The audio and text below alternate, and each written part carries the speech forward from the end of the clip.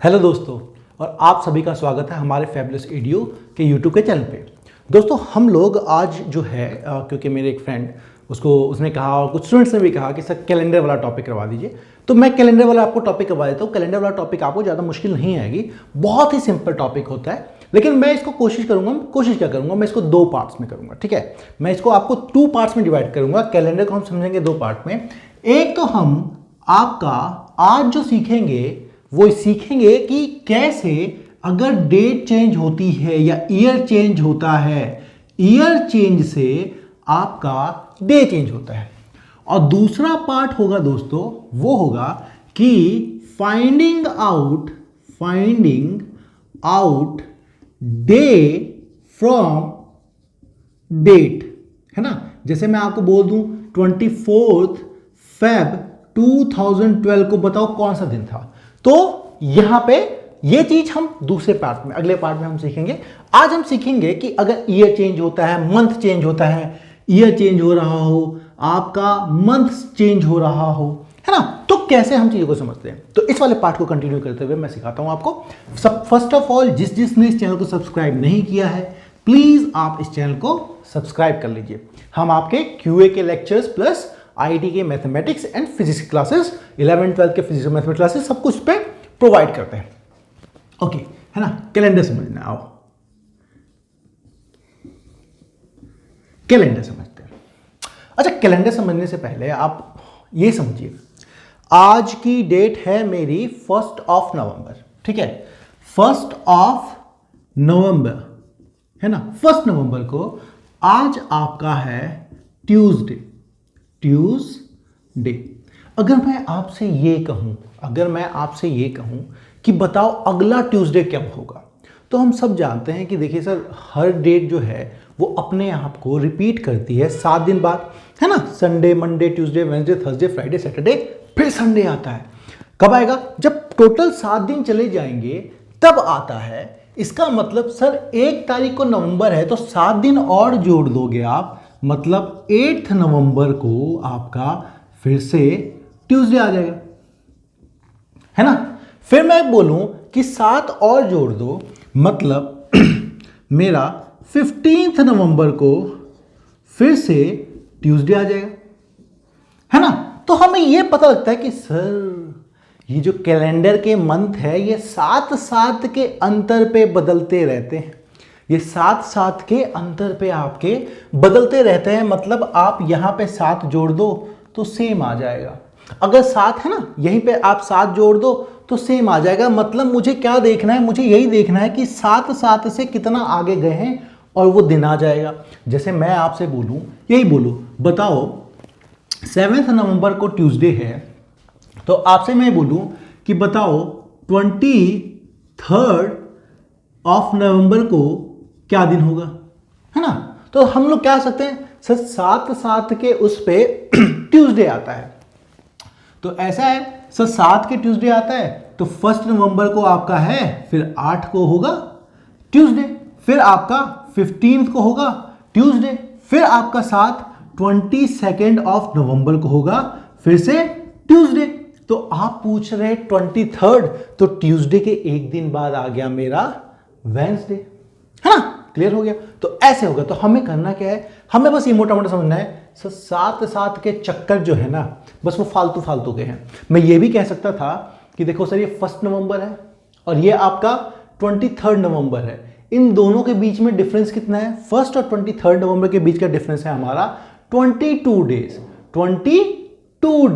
और 22 डेज से मेरे को मतलब नहीं है, मुझे तो बस ये देखना है कि 7 के चक्कर, 7 के जब चक्कर लगाने पे अगर मैं देखूं तो 7 से इसे डिवाइड करूं तो 21, मतलब 7 सर 21 डेज तो चले गए, एक दिन फालतू बच रहा है, और वो एक दिन फालतू मतलब इस दिन से एक दिन आगे लेके चला जाएगा मुझे, और ट्यूसडे से वो वेडनेसडे बना देगा, जो ऐसे भी आ गया, है ना। तो अब आप समझिए, अगर मैं आपको बोलूं देखो 2 नवंबर को मेरा, है ना, कल क्या होगा हमारा, वेडनेसडे होगा, है ना। तो आपसे अगर कोई पूछे बताओ 27 नवंबर को क्या होगा, तो क्या करोगे, कैलकुलेट नहीं करोगे उंगली पे, इनका डिफरेंस देखो सर, ये इनका डिफरेंस है 25 का, मतलब ये 25 के अंतर पे है। और 25 के अंतर में अब मैं पढ़ूंगा 7 का टेबल। तो 7 1 जा 7, 7 2 जा 14, 7 3 जा 21। मतलब सर इसमें 21 पे तो सेम आ जाएगा, तो 21 तो आप हटा दो, वो तो सेम आ जाएगा 21, तो बच गया मेरा 4, बचेगा मेरा 4, मतलब 4 दिन आगे चला जाएगा ये। तो 4 दिन आगे जाएगा, तो वेडनेसडे से थर्सडे, थर्सडे से फ्राइडे, फ्राइडे से सैटरडे और सैटरडे से संडे। इसका मतलब सर 27 नवंबर को मेरा होगा संडे। हो गया, है ना, समझे? हमें क्या करना है, डिफरेंस देखना है, क्योंकि हम बार बार क्यों करेंगे, देखो बार बार आप लोग करोगे, सर सेकेंड को है, फिर 9th को बोलोगे वेडनेसडे होगा, फिर 9th के बाद आप फिर बोलोगे, फिर 16 को होगा, फिर 16 के बाद फिर आप 7 जोड़ोगे, आप बोलोगे 23 को होगा, और 23 और 24 में फिर से आपका 4 डेज वहीं पहुंचे जहां हम पहुंचे थे, है ना। तो हम इतना लंबा नहीं जाएंगे, हम बस ये देखेंगे कि सर इसमें दिन का अंतर कितना है, इसमें डेज का डिफरेंस कितना है, और हम देखेंगे सर 7 वाले को हटा दो, जो एक्स्ट्रा बचा है ना उसी को कहा जाता है एक्स्ट्रा। तो हम सब ये तो समझ गए कि सर सारा खेल एक्स्ट्रा का है, जरा मंथ है ना, सारा खेल एक्स्ट्रा का है सारा खेल मेरा एक्स्ट्रा का है। तो अब आप लोग मंथ में निकालना तो आराम समझ गए होंगे, कोई भी आपको बोले कि कितने दिन है, कितने मंथ है, तो आप सीधे सीधे आराम से निकाल लो। जैसे कोई आपको बोले कि है ना, आराम से बिल्कुल, कि आप बोलो कि 22 अक्टूबर 2011 को, मान लो कोई दिन था मेरा मंडे था, मान लो है ना, 7 अक्टूबर 2011 को मेरा मंडे था।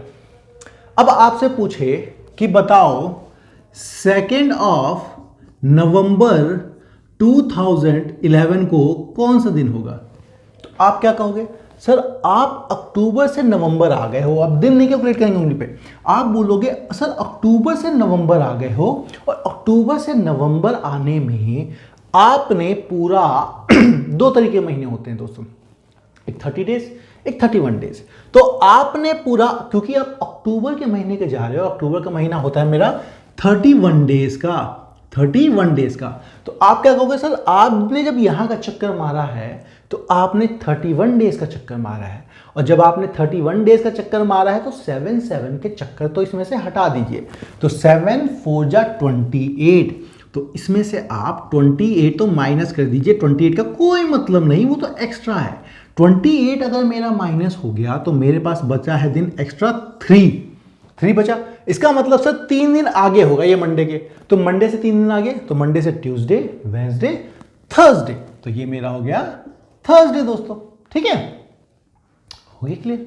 तो ये मेरा मंडे से थर्सडे हो गया, बिल्कुल समझ गए, अब क्लियर। अब यही मैं आपसे पूछता तो कि आप नवंबर से जाके 2 दिसंबर 2011 बताइए, तो क्या करते हैं, तो अब आप कहते हैं सर नवंबर होता है 30 डेज का, तो आपने क्या किया है, 30 डे के आगे चले गए हो। 30 डेज आगे जाने का मतलब कि आप 28 को तो भूल जाओ, तो 7 का मल्टीपल हो तो डिवाइड घुमा घुमा के वहीं लेके आएगा, तो 28 तो चला गया, बच गया मेरे पास 2 एक्स्ट्रा डेज, और 2 एक्स्ट्रा डेज क्या करेगा सर, ये थर्सडे था तो 2 दिन और आगे फ्राइडे, तो ये सैटरडे, ये मेरा सैटरडे आ गया। तो ये कहानी है मेरे मंथ वाइज एस्टरे।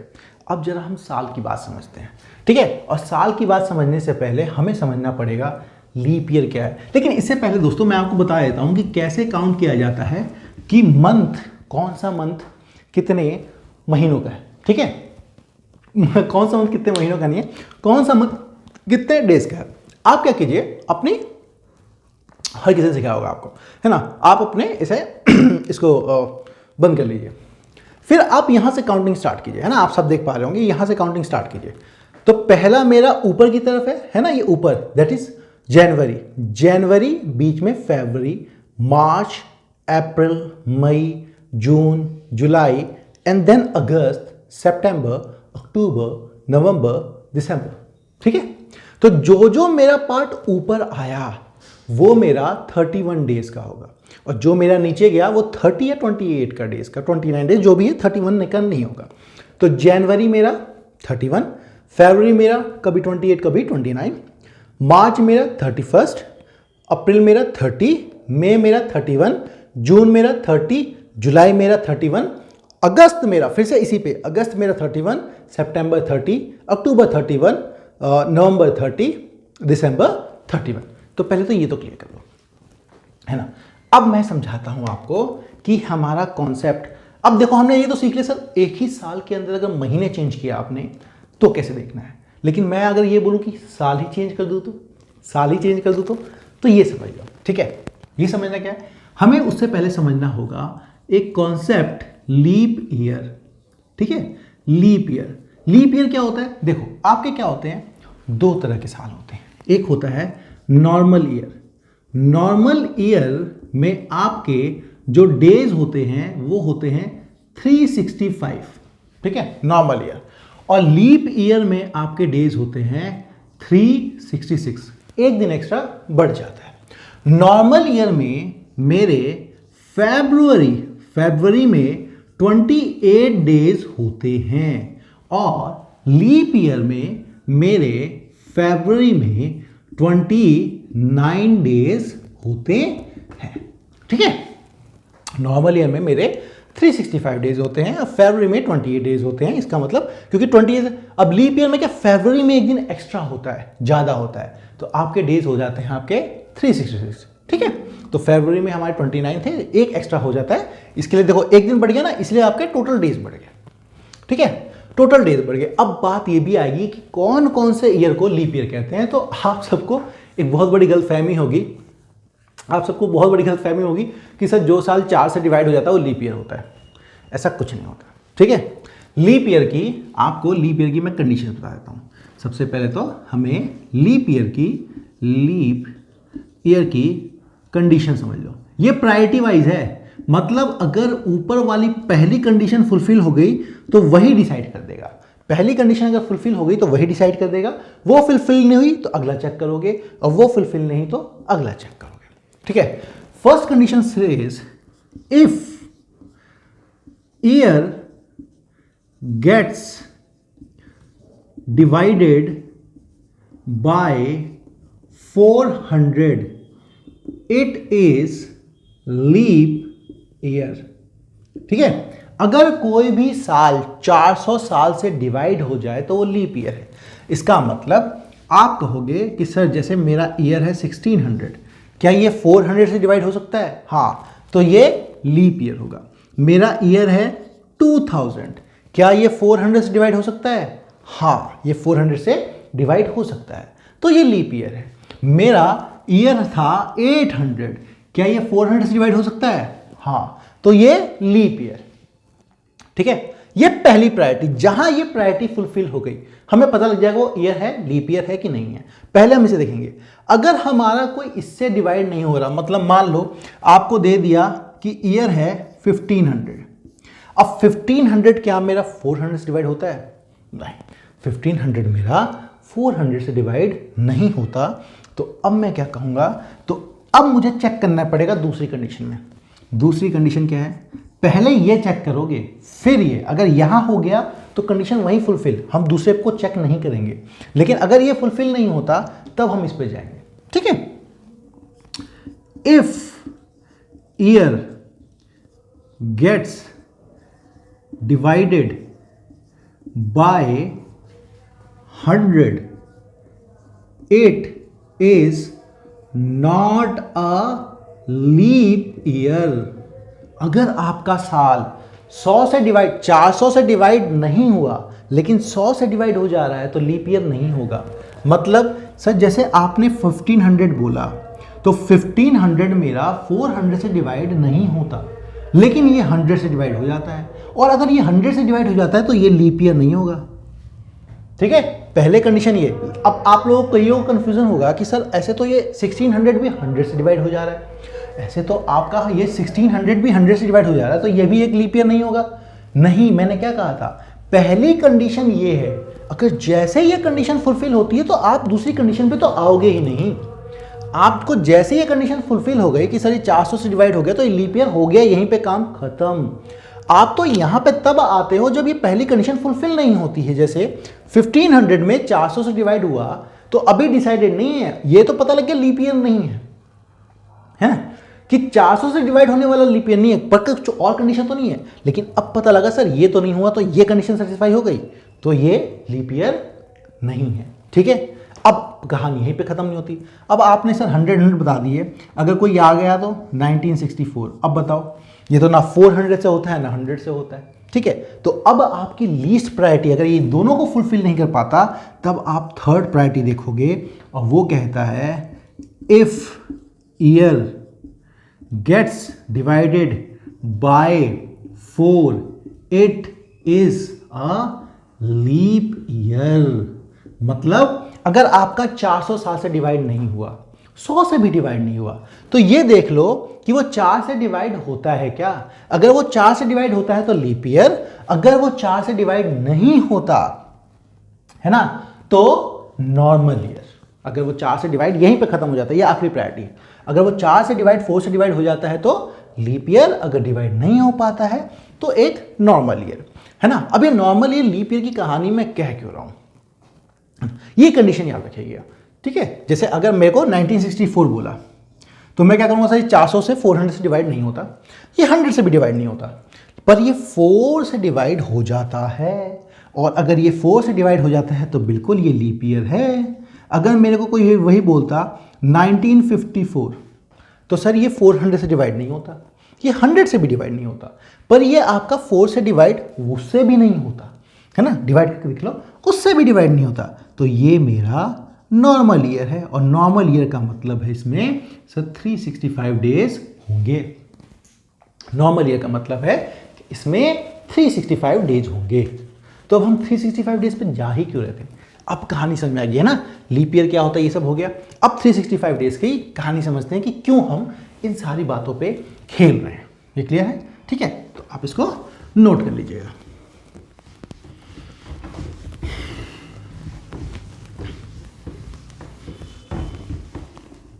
चलो ठीक है, अब कैलेंडर हो गया। अब मैं आपको कैलेंडर हो कहाँ हो गया, अब ये समझते हैं। देखो हमने ये समझ में आया कि सर नॉर्मल ईयर है तो मेरे 365 डेज होते हैं, और मेरा लीप ईयर है तो फरवरी में 29 होने के कारण उसमें 366 डेज होते हैं। लेकिन हमने एक बात और समझी कि सर जब हम मंथ का निकाल रहे थे तो हम ये देख रहे थे कि 7 से मल्टीपल तो हटा दे दिए हैं, 7 से मल्टीपल हटाने के बाद हमारे पास कितने एक्स्ट्रा डेज बच जाते हैं, और वही एक्स्ट्रा डेज जो मेरा प्रेजेंट डे है उससे आगे चल के कितना दिन आएगा ये डिसाइड करता था। तो आप तो सीधे सीधे ये बता दो, तो हम ये साल पे जा क्यों रहे हैं, हम साल पे जा ही इसलिए रहे हैं कि हमें ये पता लगे कि इसमें एक्स्ट्रा डेज क्या है। हम हर महीने का कैलकुलेट नहीं करते रहे। जैसे 365 डेज है, तो आप भी देखो, सो 365 को 7 से डिवाइड करो, 7 5 जा 35 एंड 1 5 7 2 जा 14, दैट इज 1। अरे वाह, इसका मतलब आपके जो 7 का साइकिल रिपीट होता है तो 365 मतलब एक साल पूरा जाता है, तो आपका 1 एक्स्ट्रा डे आता है। एक्स्ट्रा डे दोस्तों, इसी को कुछ बुक्स आपकी ऑड डेज कहते हैं, है ना। 1 एक्स्ट्रा डे या ऑड डे आता है। अच्छा, तो 366 में क्या है, अगर 365 में 1 एक्स्ट्रा डे आया तो एक लीप ईयर में दोस्तों मेरा 2 एक्स्ट्रा, या इसी को आप लोग ऑड डे भी कह सकते हो, ऑड डेज, है ना। 2 एक्स्ट्रा डेज हैं या ऑड डेज हैं। अब ये कहानी हमने कही क्यों, है ना, बात तो इस बात पे हमने कहानी क्योंकि अभी मैंने आपको महीनों को बदल के दिखाया कैसे डेट डिसाइड होता है। हमने पहले डेट्स चेंज किए तो देखा डेट्स कैसे चेंज होते हैं, अब ये चेंज करना है ना। तो आप समझो, अगर मैं आपको बोलूं 1 जैन 2005 को मेरा मंडे था, आप बताओ 1 जैन 2006 को कौन सा दिन होगा। ठीक है, 1 जैन 2005 को मंडे था, तो ये डी हटाई दो, वहां से काम रखो। 1 जैन 2006 को, तो एक बात है सर 2005 का साल और आगे जाके 2005 तो सर मेरा नॉर्मल ईयर है, ये 4 से डिवाइड नहीं होता है ना, और ना 400 से होता है, तो ये नॉर्मल ईयर है। और नॉर्मल ईयर है इसका मतलब इसमें एक एक्स्ट्रा दिन आएगा। मतलब मैं जब एक साल कूद के आगे जाऊंगा, मैं एक साल कूद के आ जाऊंगा तो एक दिन आगे चला जाऊंगा, एक दिन आगे चला जाऊंगा तो मतलब सर मंडे था तो ये लो मेरा ट्यूसडे हो गया, खत्म कहानी, है ना। बड़े प्यार से कहानी खत्म, बस इतनी, ठीक है। लेकिन यही मैं आपको बोलूं, सुनो सुनो सुनो, first of Feb 2004, first of Feb 2004 को मेरा मान लो संडे था। आप बताओ फर्स्ट ऑफ फैब 2005 को क्या होगा? तो क्या कहोगे सर 2004 के फरवरी के मंथ को पार कर रहे हैं आप, 2004 के फरवरी को मंथ को पार कर रहे हैं आप, और 2004 मेरा लीप ईयर होता है जिसमें 2 दिन कूदेगा वो। मतलब अगर ये संडे था और एक साल बाद की बात कर रहे हो तो पक्का 2 दिन कूदेगा, 2 दिन कूदेगा तो संडे से मंडे, मंडे से ये लो ये मेरा ट्यूसडे, 2 दिन आगे, है ना।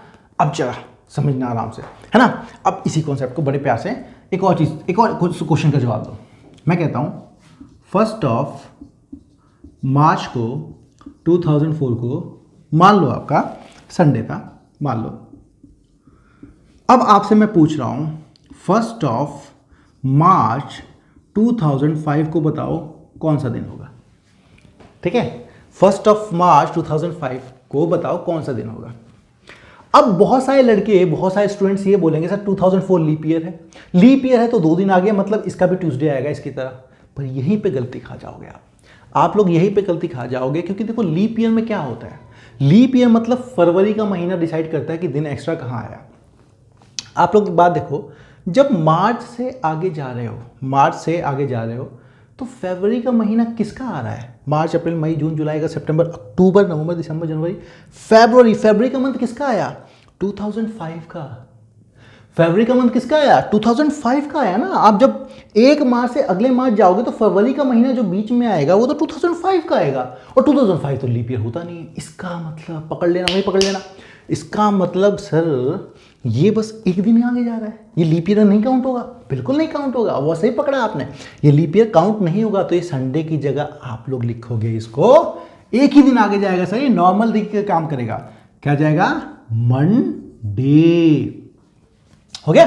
संडे की जगह क्या जाएगा? हमारा ये मंडे होगा, ठीक है। ये मेरा मंडे होगा। तो अब समझ में आ गया होगा आपको ये। अब मैं थोड़ा कुछ 3-4 साल आगे बढ़ा के दिखाता हूँ, है ना। 3-4 साल आगे बढ़ा के दिखाता हूँ। एक साल के तो बहुत सारे कर लिया आपने, हमने ये देख लिया। उधर एक्स्ट्रा डेज, इधर लिखने की जरूरत नहीं है ना, नॉर्मली। क्वेश्चन ये है हमारा, क्वेश्चन ये है कि फर्स्ट नहीं यार बहुत हो गया, 22 अगस्त 2005 को मेरा मान लो संडे। आपसे अब पूछा है कि आपको डेट बतानी है 20, आपको डेट बतानी है कि फाइंड करो 27 अगस्त और 2011 को कौन सा दिन होगा, ठीक है। 2011 को कौन सा दिन होगा, और इसमें तो बहुत सारे साल आ गए, है ना। तो पहले हमें जो पता है एक एक दिन वो चलते चलो, ठीक है। हमें पता है सर 22 अगस्त और 2005, है ना। आपने ये बोल दिया संडे। फिर मैं क्या करूंगा सर, 22 अगस्त 2006 देखूंगा, 2007 देखूंगा, 2008 देखूंगा, 2009 देखूंगा, 2010 देखूंगा, और फिर 22 अगस्त 2011 तक पहुंचूंगा, है ना। एक एक साल करके ऐसे पहुंच के देखते हैं। फिर उसके बाद 22 अगस्त तक तो पहुंचो, उसके बाद 27 तक भी पहुंचेंगे। पहले हमें जो साल दे रखा है वहां तक पहुंचते हैं। तो 2005 से आप 2006 में गए, नॉर्मल ईयर। नॉर्मल ईयर का मतलब दोस्तों, नॉर्मल ईयर का मतलब सब 22 से 22, मतलब मेरा एक एक्स्ट्रा दिन आया यहां पे। 2006 से 2007 फिर से नॉर्मल ईयर सर, फिर से मेरा एक एक्स्ट्रा दिन और आ गया। 2007 से अगर मैं 2008 में जाऊं, यही समझो दोस्तों, 2007 के अगस्त से 2008 के अगस्त में जा रहा हूं, तो फरवरी 2008 का आएगा, और 2008 मेरा लीप ईयर होगा, और इसमें मतलब सर 2 दिन एक्स्ट्रा गए आप। ठीक है, बिल्कुल ठीक है। फिर 2008 से 2009 फिर से आप एक दिन एक्स्ट्रा गए, 2009 से 2010 फिर से आप एक एक्स्ट्रा दिन गए, ठीक है, और 2010 से 2011 आप फिर से एक दिन एक्स्ट्रा गए, ठीक है, 2000 से 2011 फिर से एक एक्स्ट्रा दिन गए। अब आपको टोटल काउंट करना कि टोटल एक्स्ट्रा कितने दिन गए। हम यहाँ पे एक दिन गए थे, यहाँ पे एक दिन एक्स्ट्रा गए, यहाँ पे 2 दिन, यहाँ पे एक दिन, यहाँ पे एक दिन, यहाँ पे एक दिन, है ना, ठीक है। तो आप देखो एक दिन एक्स्ट्रा गए, टोटल हो गए मेरे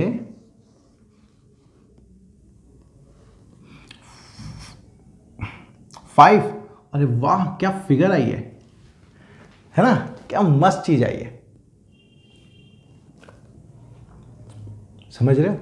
7 एक्स्ट्रा डेज, और 7 एक्स्ट्रा डेज क्या होते हैं, अरे सर कुछ नहीं होते हैं, तो एक्स्ट्रा गया ही नहीं, 7 का मतलब घूम फिर के वहीं पहुंच गया।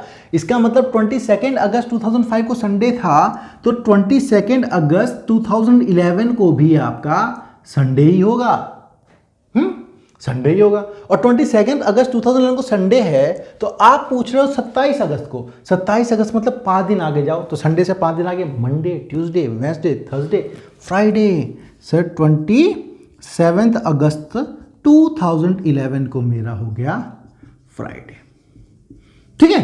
तो इस तरीके से दोस्तों आप लोग क्वेश्चन को कर सकते। चैनल को सब्सक्राइब जरूर कर देना, और अपने अगर अच्छी लगी वीडियो तो अपने दोस्तों को बताना। अभी सेकंड पार्ट बाकी है, जो कि आपका कल रात के 8 बजे बिल्कुल आपको तक पहुंच जाएगा। तो ये था, यही है कैलेंडर आपका दोस्तों, हमें बस ये याद रखना है। अच्छा, सेकंड पार्ट में आने से पहले अच्छे से याद कर लेना आप लोग कि मेरे नॉर्मल ईयर में एक एक्स्ट्रा दिन होते हैं, लीप ईयर क्या होता है, ये क्या होता है, और साल अगर बदल रहे हैं तो कैसे होता है। अगली वाली क्लास में हम देखेंगे कि पूरा का पूरा जो मतलब हम डेट निकाल ही कैसे सकते हैं, हम लोग कैसे डेट निकाल सकते हैं। मैंने आपको इस क्लास में सब कुछ समझाया। हमने सब जनवरी फरवरी कौन सा 31 का होता है, कौन सा 39 का होता है, 29 का होता है, कौन सा 28 का होता है। तो इन सब बातों का ध्यान रखते हुए हम अगली क्लास में बढ़ते हैं। आपको ये वीडियो कैसी लगी प्लीज़ हमारे कमेंट सेक्शन में जरूर बताइएगा। तब तक के लिए take care and bye bye.